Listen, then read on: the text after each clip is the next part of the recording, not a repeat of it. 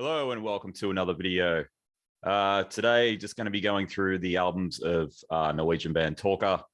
I'll be ranking them from my least favorite to my favorite. In saying that, they're all really good albums, so it's not like number 7 will be an absolute stinker or anything like that. This one's changed around quite a bit.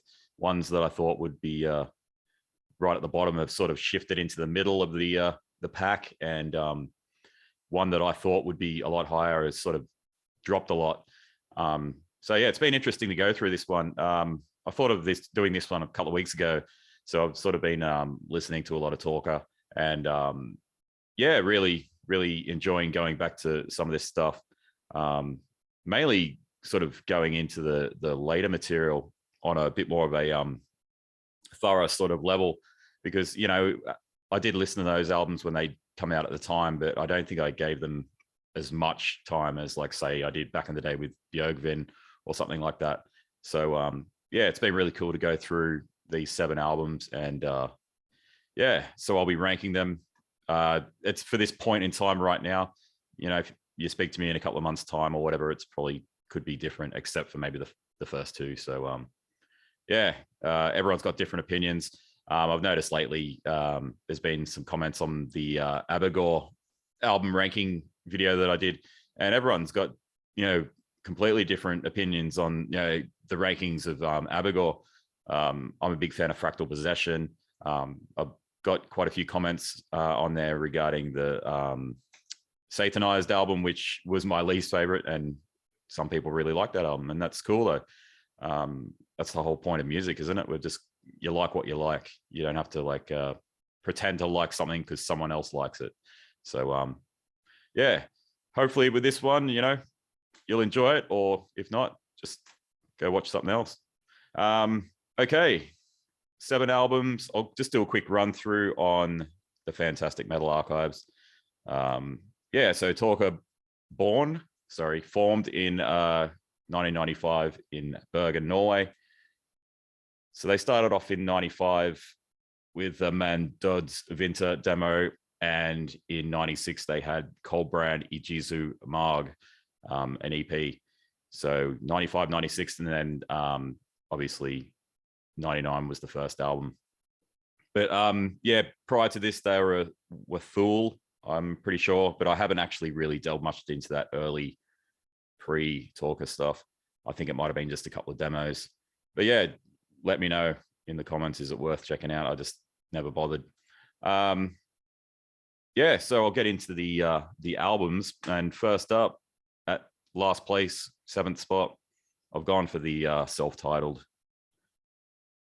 So this album sort of came off the back of Dødskevad, and I'm pretty sure, if I remember correctly, at the time the band broke up at that point. They were sort of done and dusted, and he came back with this one, still sticking to his 3-year 3-year gaps between albums. I don't know, maybe there was, because I remember hearing that the band split up. Maybe it was more to do with that that was the end of the trilogy, the first 3 albums, and maybe things got sort of bullshitted, saying, oh, he's broken up, all that kind of stuff. Whereas maybe in an interview he said it's just the end of the trilogy or something like that. Yeah, so this self-titled one, I remember when it came out, I really like it. It's just I'm not a big fan of the production on it. I think there's a definite shift in style from this era right until where they are now. Like, this is where I think he started that sort of newer sort of style. Some more sort of straightforward rock and roll based type riffing, not as quirky and riffy. Again, like some more rock based stuff. Still very melodic. Still some of the those folk aspects. Bringing in some more solos. I think it's on at the end of Motpole. Great. That's probably my favorite song. Really great solo at the end of that. I actually find the last 3 tracks are my favorites on this one. So Motpole, September, Omsider, and Velgbort Libets. Sorry about the pronunciation there. But, strong songs pretty much all over. But just as a whole,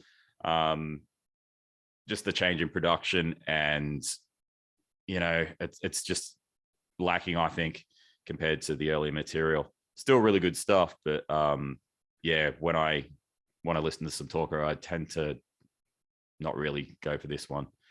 But who knows? Like I said before, it may change, and I'll be all over this one again. So yeah, number 7, the self-titled album. All right, number 6. This one might sort of surprise or annoy people, but gone with the third album, Dødsgeværet. This one, I never really got into it that much. I remember when it came out because I was a big fan of Jurgvin. This album tended to, I don't know, it was something about the production. I didn't like it. I felt it was a bit sloppy. Just the riffs sort of, like for instance, the opening riff to track 4, I hate it. I can't stand that melody. It's just rubbish to me. But there's some really great material on this as well. But it just doesn't hit me and never has. I think on the archives where I am now, if I look it up, I'm pretty sure it's probably got their highest ranking, 95%, 9 reviews. So I'm in a minority there. But yeah, just not a fan of the production. Again, it was recorded at Jurgvin. So the first 3 albums recorded at Jurgvin. Natas Did had a very hazy, dare I say it, foggy production. Sorry about the stupid pun. And then moving on to Jurgvin, it had more of a refined, riffy sort of based style, but also, the production was way more, refined. And it sort of goes further into that on this. Probably a bit more, some more thrash metal riffs on this as well. But yeah, really good stuff. But it's still not one of my favorite Talker albums. Like I said, with the self-titled, I'm not going to really reach for this when I'm dying to listen to some of their stuff. But yeah, well worth checking out. I'm pretty sure everyone's got this album. All right, coming in at number 5. This one, I'd say up until a few months ago, would have been my number 7. It's really grown on me, recently. I've been listening to it quite a bit, probably the most out of the lot, especially when I made the decision to do this ranking. I thought, yep, we're going to go through some of this newer material. And I remember when I first heard this album, Strewn's Hus, I wasn't impressed with it at all. I think I liked a couple of tracks. I definitely liked Det Fins and Prins, which I think was maybe the lead off, not really a single, but I think it was the first release track. It's got some great stuff in it. That breakdown where there's like the riff and then he's doing the that sort of stuff. Really awesome, catchy, atmospheric, just hair on the back of your neck, standing up type stuff. This one sort of opened up a lot for me. Really good writing, maybe a bit more sort of laid back, not as sort of the writing wasn't as all over the shop and sort of chop and change, maybe bit more laid back. I also really love the additions of like the psychedelic type guitar solos. There's some in the first track, Gamli Noreg and Orm, and yeah, it just really peppers the music with some great stuff which I'd never heard on their music before. They started bringing solos a bit more on I think it was the self-titled. There's some awesome solos on Norexvarpin as well, but probably done in the more traditional heavy metal sense. Whereas I find on here they're maybe more like, don't want to say country, but I mean on that Norexvarpin album, we did have that banjo section on Mir, and I can hear a bit of sort of country rock or country-esque influence in some of these psychedelic type solos with a lot of reverb on them, and just a different thing that I've never really heard black metal bands do. So yeah, Strewn's Hus really surprised me recently. I wasn't expecting it. I definitely had it as and I remember talking to my friend about Talker, and always saying, oh, this album's like my least favorite, and he'd just be like, what's going on there? I think I preferred Kong Vinter over this. And I still do. But and he was just like, you're mad. But yeah, really, revisiting this, really enjoying it. And it wouldn't surprise me in a couple of months if this climbs the ladder and maybe knocks out the next two, because this is really, really good stuff. So yeah, 5th spot, Strewn. All right, number 4. I flogged the crap out of this album back in, let me have a look. So you'll probably know what it is by the year. Let me just have a look. Yeah, 2011. And that is Norexvarpin.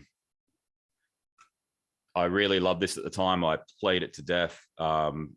Liked it way more than the self-titled, which was the previous album.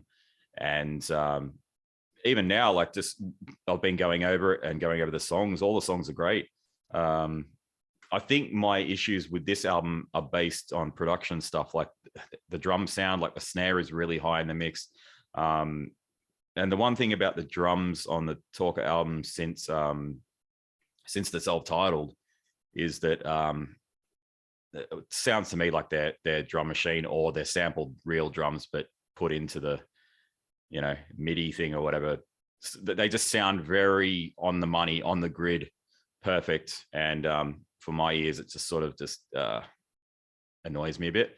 But more the snare sound, I'm not a fan of it. It's just, especially in the blasting, the snare's really high in and powerful in the slower sections, which is fine. It gives it more power. But when you're blasting, it's really noticeable that it's incredibly high and hard played when it wouldn't be that hard played in a blast beat, because it's physically impossible to hit as hard as like a AC/DC 4/4 beat. Yeah, just that's me nitpicking. Song wise, it's awesome stuff. The opening track, I will not pronounce this one because it'll be a butchering of the Norwegian language. I remember, I think the single off this was Nordbundet, more opening with a straightforward rock and roll type thing, which he started to do more on the self-titled. But I find this album takes off in the middle with Du Ville Vestland. How'd they go there? Was that a decent pronunciation? Really cool track, really awesome sort of mid ending as well. It's got this sort of, the kicks going, it's got this strummed out clean guitar stuff. Really excellent solo at the end as well. The previously mentioned Mia with the awesome banjo solo, incredibly well done, and just adds another element to the music, which I think is absolutely fantastic. Here we go, Helvetsmakt, another great song, really atmospheric, and finishing off with De vil alltid klaga og kita. We'll go with that. Really cool final track. Some more melodies reminiscent of maybe the earlier stuff, and just a bit more of that off kilter, quirky sort of songwriting that he was known for on some of the earlier material. This sort of straddles the line of the more rock and roll, straightforward stuff, and the more quirkier material, but I think it works really well on this one. So I sort of played this to death back in 2011, 12. Didn't really listen to it much after that, but then I'd listen to it, but just nowhere near on that level. And then just like recently revisiting this stuff, it's been really cool to go through and just see what gems are still on these albums. It's really cool. So yeah, that's my number 4, Norexvarpin. All right, number 3, we have the last album, Kong Vinter. I was really surprised by this one when it came out, because I wasn't overly impressed with Strewn's Hus. I sort of overlooked it. I gave it a really quick listen, and I didn't dislike it, but it didn't really hit me. And then I sort of say like a year later, I went back to it, and it really just hit me big time, and I was just playing it all the time. Again, it's got some of those really cool psychedelic type cleaner leads going on. But yeah, it seems a bit more of a darker and bleaker album, this one. It just, I don't know, I can't explain it. It just really, this one really hit me hard once it clicked. And yeah, like I said, with a mate of mine, he was like, how the hell can you like this one over Strewn's Hus? But I just do. I think it's great. I'd say this is the one where, yeah, it is. So this was 2017. This is the one that broke the 3-year, sorry. Yeah, so this was the last one that had the 3-year cycle. So he's up to, well, it's 2022 now. So whenever he releases the next album, it's going to be at least a 5-year gap between albums. So yeah, it sort of became a thing for Hust to sort of put out albums every 3 years. Not sure if that was intentional or it was just a thing that seemed to keep on happening. But yeah, 5 years since this one was released, which is pretty crazy because I remember it coming out. Song-wise, it's like a great start. I love the opening track. This is Verdet Zwei, Intranger. Then we've got Huset I Hobbit, and then we've got Hobbit I Huset. You know, I love both of those songs. I love Hobbit I Huset, track 4. It's just got this off-kilter, sort of in the middle. There's this off-kilter, really strange riff that just gets me every time. It's a riff I haven't really heard him, or a riff style I'd never really heard him do before. And there's a few of those sort of riffs on this album where it's like, oh, he's doing some different stuff there, you know, within the Talker framework as well. So it's not too jarring, but it makes things quite interesting. Yeah, I can't speak highly enough of this one. As for the newer material, I absolutely love it, especially since, you know, like when I first heard it, it just didn't really click, and then when it did, bam, it just yeah, it became one of my favorites. So pretty much, because I know the first 2 albums so well, I tend to be gravitating lately towards Strewn's Hus and Kong Vinter. So yeah, number 3, Kong Vinter. Okay, number 2. There's no surprises with what's going to be the final 2, but yeah. All right, number 2 is Jurgvin. This was the first Talker album I heard, and I think it was 2002 it came out. Yep, 2002. I remember buying it. I'd heard about Talker from magazines at the time, so I knew they had Natas Did out. Being here in Australia, I never ever saw it in a shop that I was, you know, would always get my stuff. So I saw Jurgvin at the time, and I was like, yep, I'm grabbing that. Really impressed with it. It was so I was going into it not hearing Natas Did, so I didn't have that preconceived notion of oh, it's different to that type thing.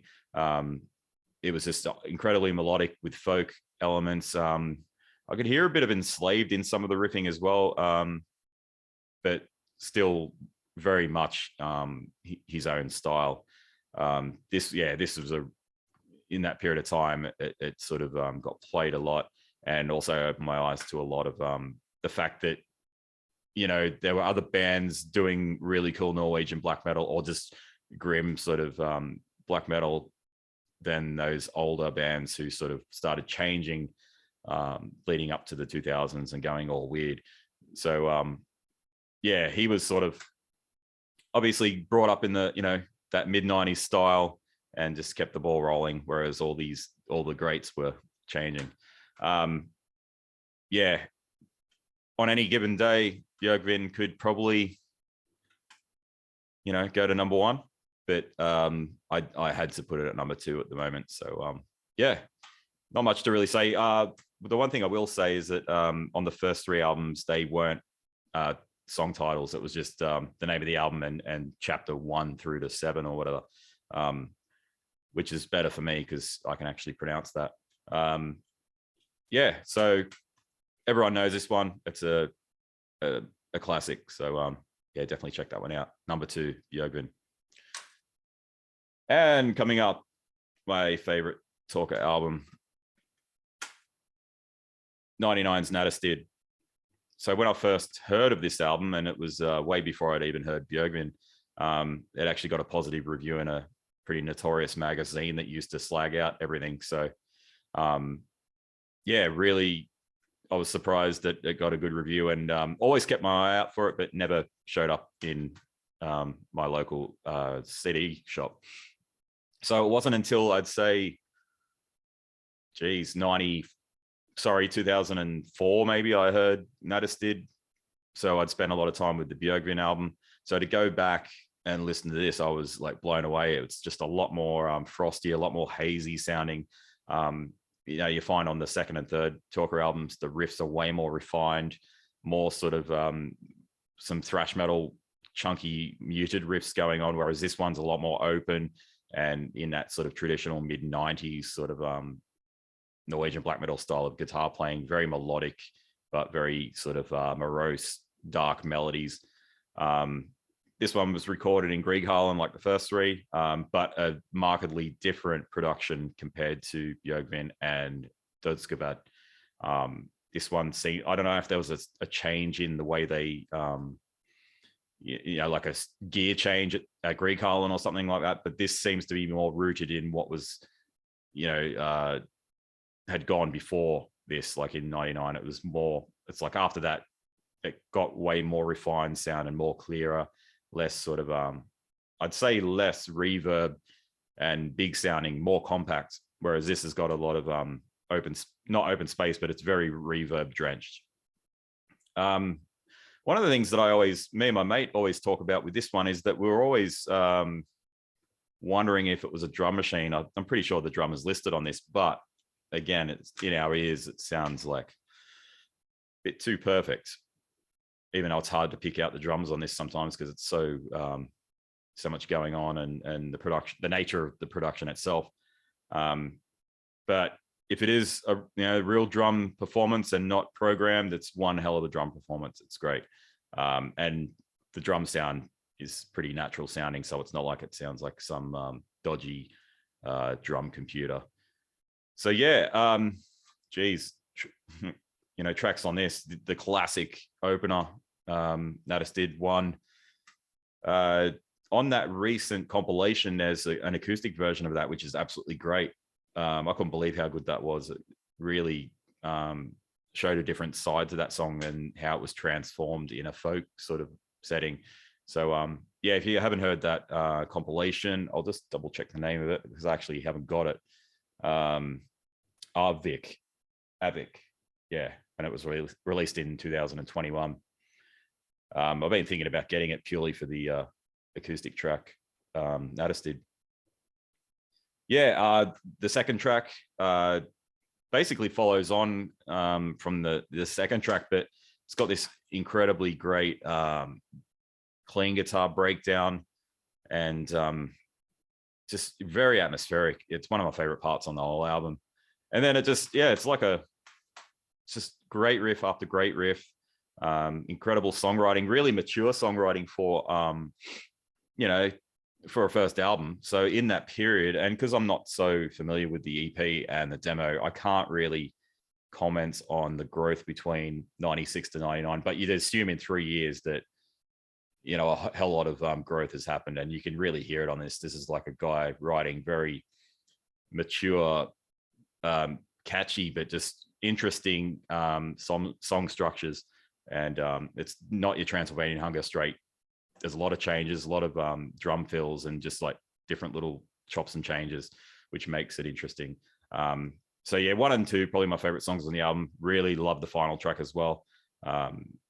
Incredibly epic sort of melodies and stuff like that. But yeah, to me, this is, it's not up there with like, the ultra classic Norwegian black metal albums, but this is like, I don't know, minor classic might be selling it a bit short because this is such a great album, but it's not like an In the Night Side Eclipse or some of the Burzum stuff. But still, this is like a 9 out of 10 for me. I absolutely love it. So yeah, my favorite, and no surprise, Natas Did.